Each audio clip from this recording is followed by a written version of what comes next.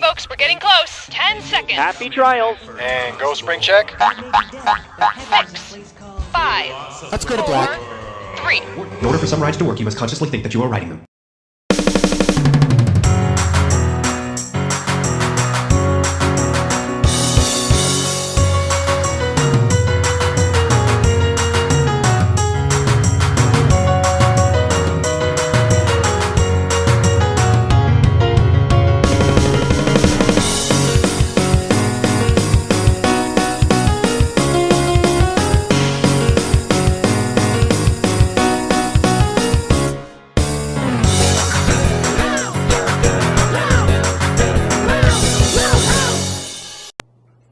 You! Now stick that up your ass! Hello out there, I'm the Loud House Critic, one guy with 1,000 views and all the episodes I must review. Now before you can even type a comment about seeing the thumbnail on this video that you clicked on and say, hey, it's April, this isn't a Luann Loud episode. I know. I much likely nailed all the Luann Loud episodes last year in the first season of the Loud House Critic. So if no other Luann Loud episode I try to find and look up at, or at least what's going to be premiering, I decided to go ahead and just pick a random request episode to review, and that was The Sweet Spot. I clearly can't imagine why it would be called The Sweet Spot. This is the 7th episode of Season 1 of The Loud House. Kind of remember that this is actually from Season 1 as I talk and review this episode. This episode is probably the biggest swing and a miss you kind of would see coming. But is the spot sweet as it should be? Or could this be as sour as spoiled milk? Coming ready or not. Today's Loud House episode was requested by Hodgskin Sun Productions. Any Loud House episode I haven't done yet and you want me to review, rate, or talk about, leave it in the comments section below and I will get to it sometime soon. Subscribe and smash that like button as well. Well, I wonder who could be up at this time late at night.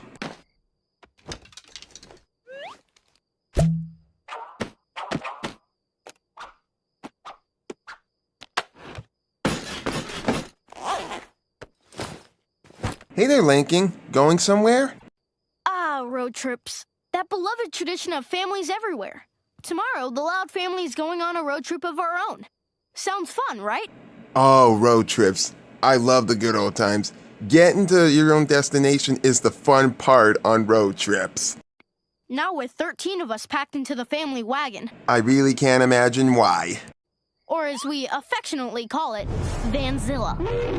A van like that doesn't look that monstrosity as that big sea dragon who shoots blue flames.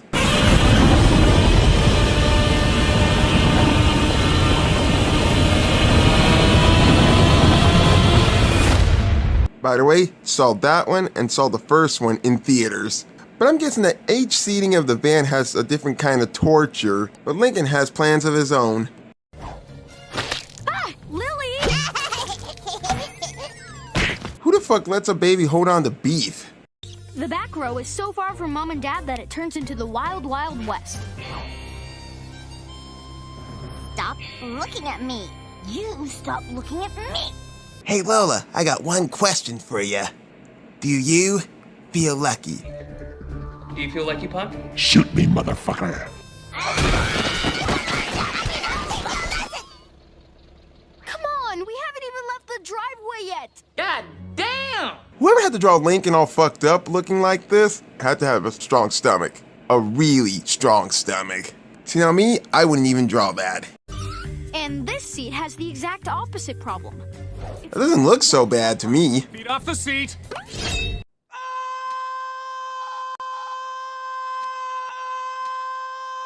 Plus, it's next to the one working speaker. Ooh, honey, it's our prom theme. You know, I like tunes like that, but I prefer this.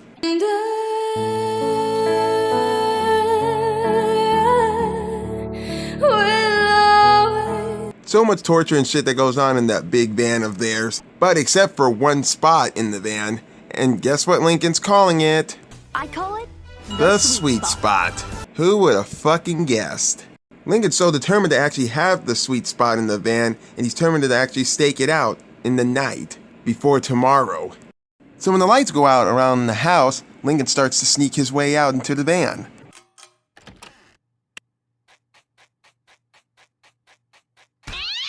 Shut your fucking cat face, Cliff! And Lincoln, pay attention to what the fuck you're doing.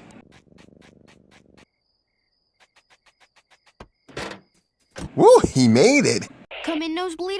This is Road Tripper. Sorry, Road Tripper. I have to keep the line clear for my friend Lincoln. This is Lincoln. You moron. Oh, hi, Lincoln! Lower your voice, he can fucking hear you. So as Lincoln managed to make it out to the van and get into the sweet spot, the question is to me, who's he gonna be sitting right next to? Who did I get to sit next to me? I'm sorry you had to see that. That's okay, I know you fuck shit up. Having a sister sit right next to you could actually wreck the entire sweet spot, as you would like to call it. Okay, it definitely can't be Luann.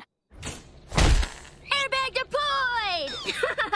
Survey says... And it can't be Lola. Hold still. I can't! I'm on the spring seat! Survey says... And it can't be Lynn. Oh, hell no. Attack. How do you play that? I punch you every time I see a car. Hey, you punch me. I'll bite your face off. You ever had your face chewed on by a wolf? I don't know what you're talking about. Well, it's no joyride.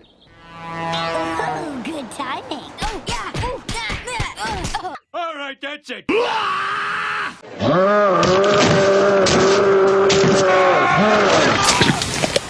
Well, I feel better. Wait, how about Lenny?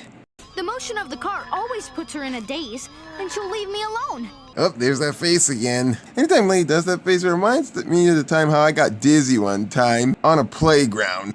And it made me think of this. Well, Mark, this concludes our pole vaulting event, and now let's move on to the floor exercises. So Lincoln decides to sneak into Lori and Lenny's room to try and talk to Lenny into sitting right next to her. Lenny! Oh, good, you're awake. Well, let me tell you a little secret. I'm going to fuck the fuck out of you. No! Listen, will you sit next to me in the car tomorrow? Sure. I mean, it's the least I could do. You did just save me from a bad fashion nightmare. Yes! Socks with sandals! And I don't even want to know why is this even all a nightmare and how's this so much of a bad dream? That'd be like an adult saying, I'm afraid of Barney the dinosaur. I love you. You love...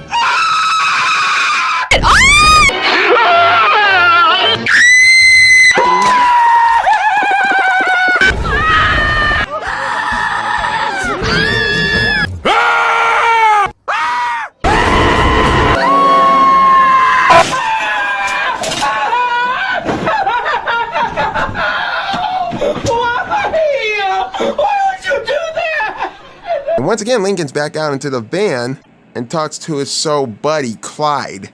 Road Tripper to Nosebleeder. Sorry, Road Tripper. I have to keep this line. It's Lincoln! Ding dong! Ding dong! How much of a dumbass is your friend? If Lincoln has Lenny sitting right next to him, then who would be sitting right behind him?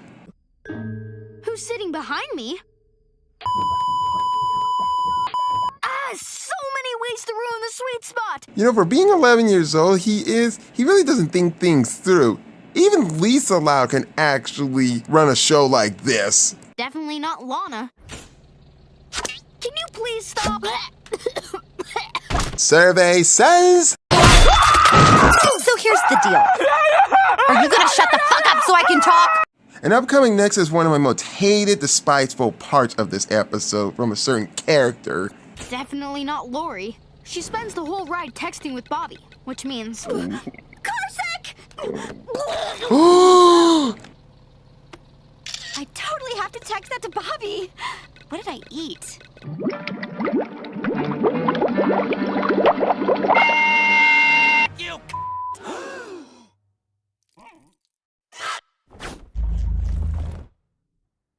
Holy shit. Let's try that again, shall we, dear?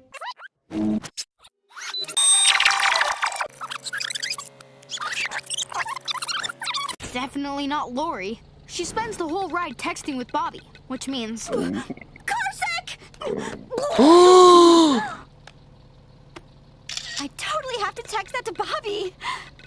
eat.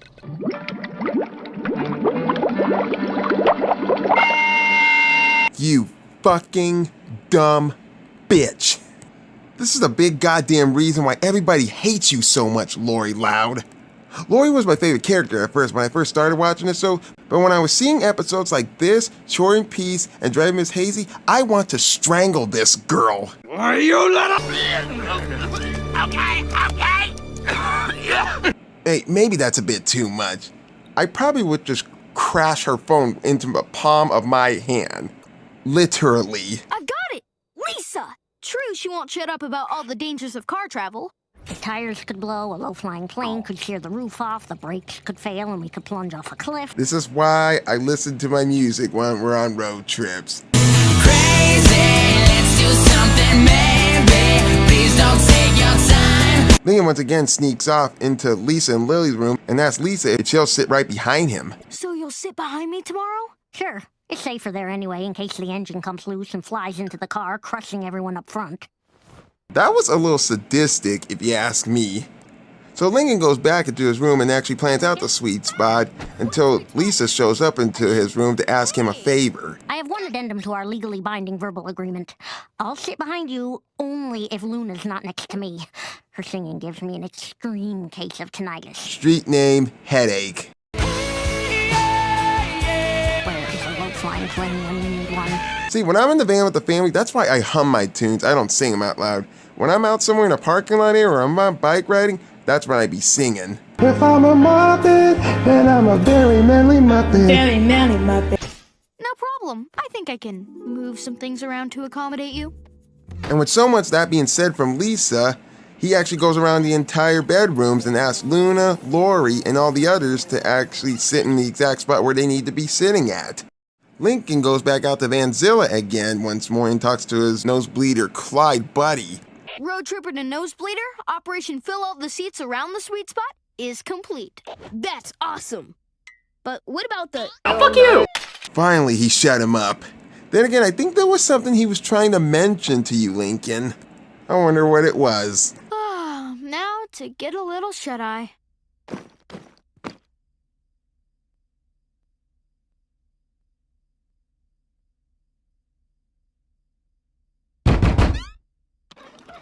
Hey, guys. What's up? What are you up to, Lincoln? What the fuck was that face? Sweetie, you and me are gonna make the baby. Me? I'm not up to anything. Just, catching some Z's in the car, like guys do. Oh, yeah? Then what's this? Motherfuckers! You went in my room? Talk about fucking privacy. He doesn't have to watch you guys undress, but you guys can watch him undress? That's not the hot issue right now. What's the sweet spot? And why are you in it? Why is it called the sweet spot? Because I'm being sweet?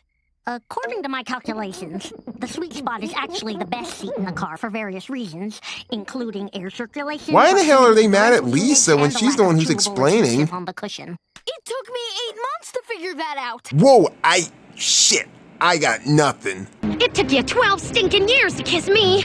Shocker. Well, if that's the best seat, then I should get it. I'm the oldest. You just barf all over it, dude. I should have it. Damn right, you tell it to her, Luna. Beauty before age. Yeah, so I should get it. That seat belongs to me. No, I want it. Good night, everybody. Whoa, looks like Lenny's being a naughty girl. Since when did this ever get past Nickelodeon censorship? Personally, I don't think Lenny even knows what that finger means. And shit is about to be crazy here. I mean, really, this is actually the first time they ever do this. And it begins with the letter F. You can yell all you want, but I'm already in the seat. And possession is 9/10 of the law. You're gonna possess a bruise in a minute. And your point is? Get him!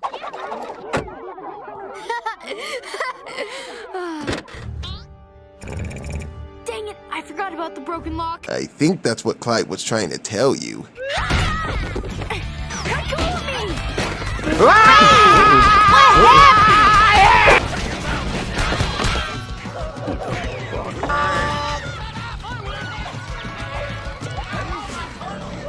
Hey, I'll knock your fucking turtle right off, pal. That is enough.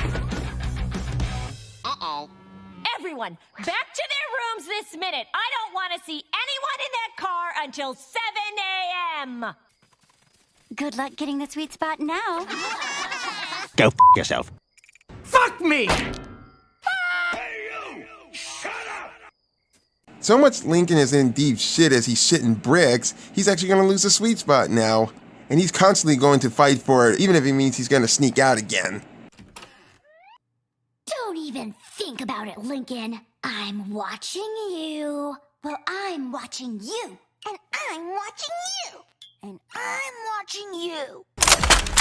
And I'm watching all you little piglet demons. You guys set foot out of your rooms, I'm gonna laser shoot y'all. With my feet. So Lincoln stays solid into his room until 6:30 to try to be awakened so he can try to get to the sweet spot. And he's doing everything he can to try to work it out to stay awake. So he can get there first.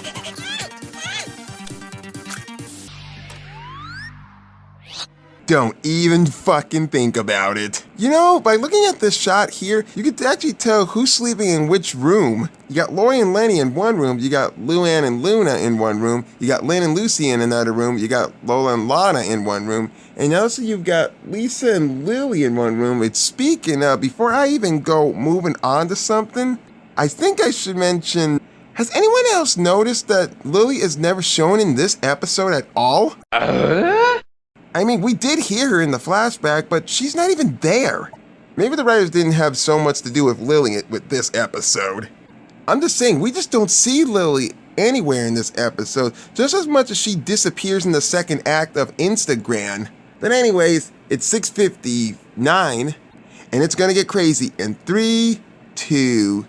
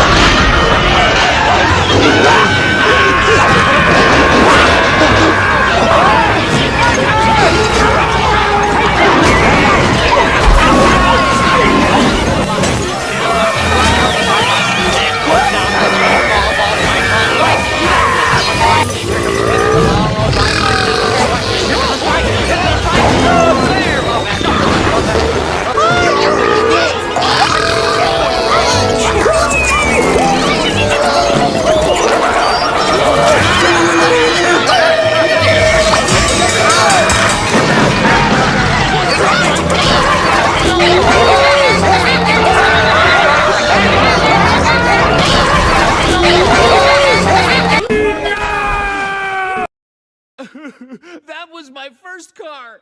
And my dad's first car. And his dad's first car. All right, everyone, back inside. The road trip is off. You're going to spend this weekend sitting together in the living room until you learn to get along.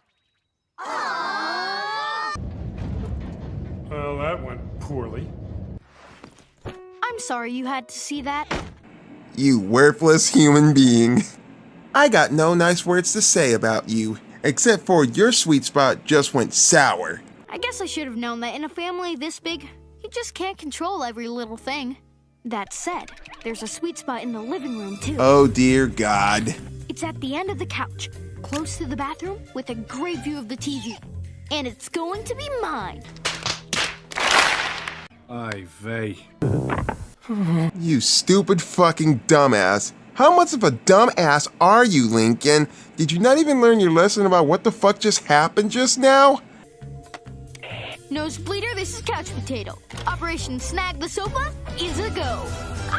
Could you stop fucking doing that? That's so fucking annoying. Can we get to the end so I can do my episode opinion before I start throwing jelly donuts at somebody? The sweet spot. How does this go?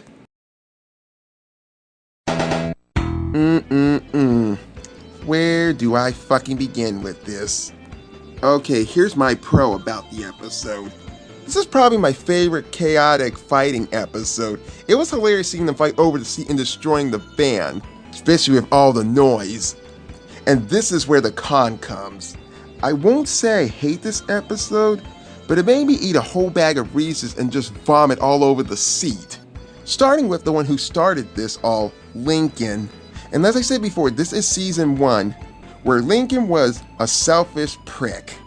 He ain't no Charlie Brown, but hey, what he did in this episode was just plain Governor Ratcliffe selfish. And I hate it when Lincoln is selfish. Because at first it was Lincoln's fault, but eventually the sisters, except Lily, who was the saving grace, joined in with him to try to get the sweet spot, only to fail miserably, and eventually ends up getting destroyed due to their dumb actions. But somehow I think Lincoln's sisters can be just as selfish as he is. They all were acting so immature and selfish over a freaking car seat. I think so much the episode is overhated, but hey, I'm on the same scale as everybody else who thought of this episode when they first saw it. Some say that this was their first episode they ever saw on television and they hated it. This episode, they went about it so poorly with such a cheap ending, and it kind of ruins the whole setup. I mean, there's tons of irony in this episode. I mean, why not let Lola and Lana sit up front so the back isn't the Wild Wild West? Also, the sisters were way too greedy too. Like I said, they were completely dumb and selfish. All of them.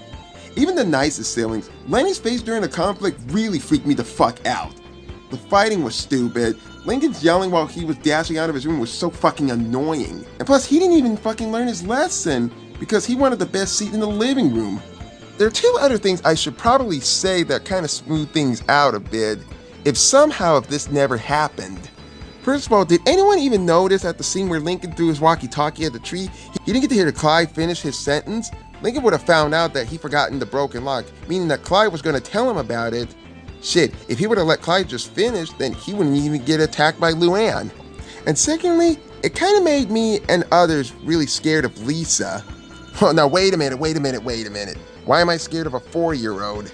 Well, that's because she could have been the one who foiled Lincoln's plan and caused the devastation in this episode. For starters, she said to Lincoln that she wanted to sit in the back because she wanted to be the most safe from any possible damage, only to later make Lincoln waste his time trying to get his sisters to agree on moving spots, possibly to be an attempt to figure out what was in the mattress or to secretly go behind his back and gather them all. That possibly being the reason why they agreed to sit on the certain spot without any questions. Plus, Lisa did unravel what made the sweet spot so sweet to burn his priority knowledge that took him 8 months, and for her at least a couple of seconds. In other words, Lisa is to blame this downfall. You do the math. I'm the Loud House Critic, and I think I'm just gonna take my bike instead of just sitting in the van for a road trip.